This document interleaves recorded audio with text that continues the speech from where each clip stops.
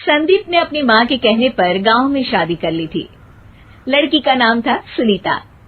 माँ का कहना था एकदम मॉडर्न बहू नहीं होनी चाहिए, लेकिन उन्हें नहीं पता था कि गांव से आने वाली बहू सुंदर सुशील तो होगी और उसको गांव से बाहर भी निकाल लाएंगे, लेकिन उसके अंदर का गांव कैसे बाहर निकलेगा। शादी के कुछ दिन बाद, माँ टिफिन तो देना जरा। बेटा अब तो स्कूल नहीं ऑफिस जाता है, माँ से नहीं अपनी बीवी से टिफिन मांगा कर। ओके माँ। सुनीता टिफिन ले आओ। लो टिफिन, इसके अंदर पिस्ता डाल दिया है। पिस्ता? पिस्ता क्यों? सास जी ने बोला था ना कि आपको पिस्ता बहुत पसंद है। ओहो, मैंने पिस्ता नहीं पास्ता बोला था, पास्ता। पास्ता? कहीं होता है पास्ता? अरे बेटी तू रहने दे, मैं बना दूंगी। अच्छा किया कि पाव भाजी बनाने का नहीं बोला, वरना किसी के पाव बना देती है। सुनीता को बुरा लगता है, लेकिन उसकी नादान हरकतें कम नहीं होती।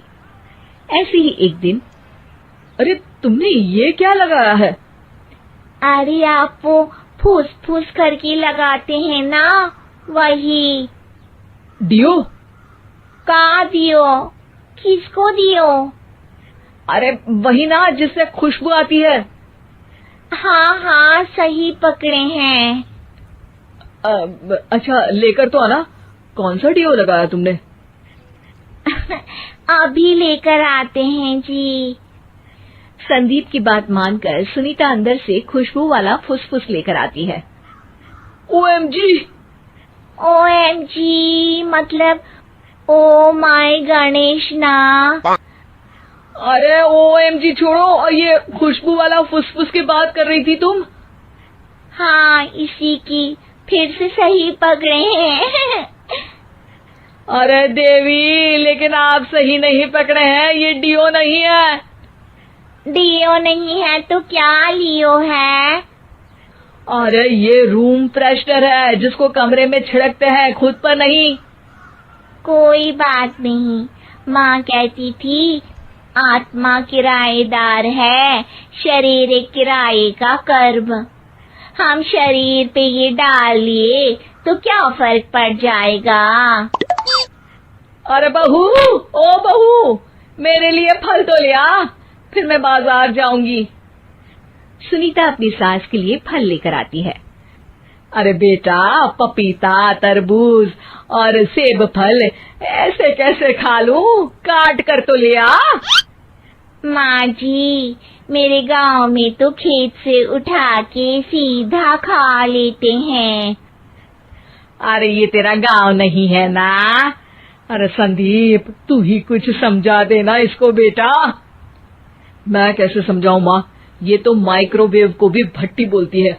कल मैंने बोला हाय कैसी हो, तो बोलती है किसी को हाय नहीं लगानी चाहिए।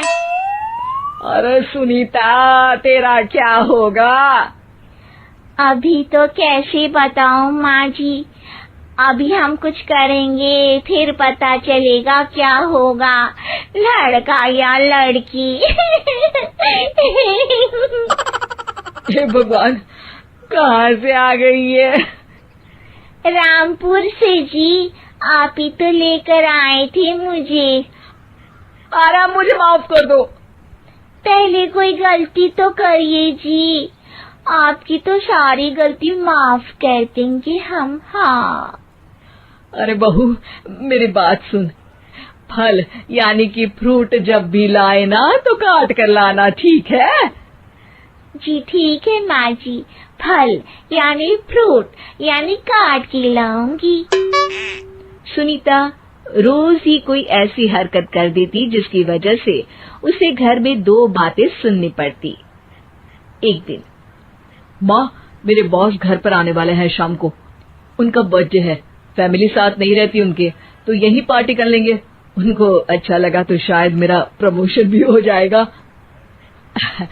मैं ना फ्रूट केक लाकर फ्रिज में रख दूंगी और तेरे साथ आज खाना मैं बनाऊंगी, ताकि जब साहब आए तो खाने में कोई गड़बड़ ना हो।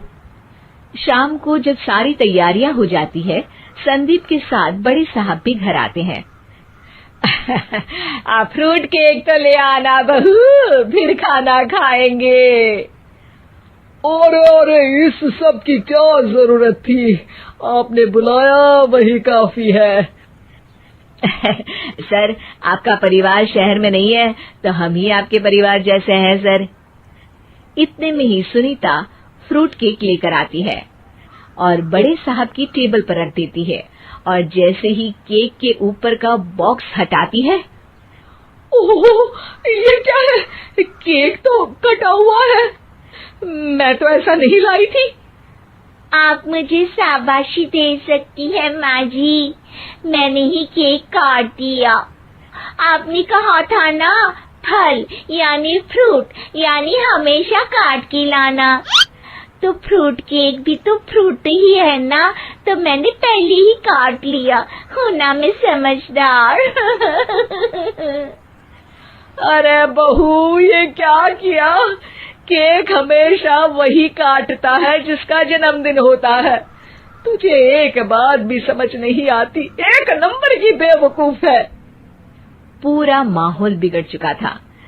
संदीप को लगने लगा था कि साहब उसे प्रमोशन तो दूर की बात है, कहीं डिमोशन ना दे दे, लेकिन साहब बीच में ही बोल पड़ते हैं।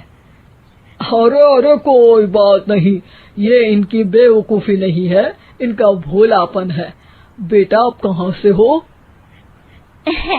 रामपुर गांव से। अरे वाह, गांव से? फिर तो आपके गांव में ताजे फल और सब्जियां मिलते होंगे। हाँ, सही पकड़े हैं। हम तो काटते भी नहीं, सीधा खा लेते हैं। मैं ना एक बार तुम्हारे गांव घूमने जरूर चलूंगा। क्यों संदीप, ले चलोगे ना? मुझे गांव घूमना बहुत पसंद है। बस फिर क्या था, संदीप और सास दोनों खुश हो गए, क्योंकि साहब को सुनीता ने गांव की बात करके खुश कर दिया था। अब संदीप का प्रमोशन पक्का था। शिक्षा, कभी भी किसी भी गलती पर घबराना नहीं चाहिए। हो सकता है कि उस गलती की वजह से आगे बड़ा फायदा हो जाए।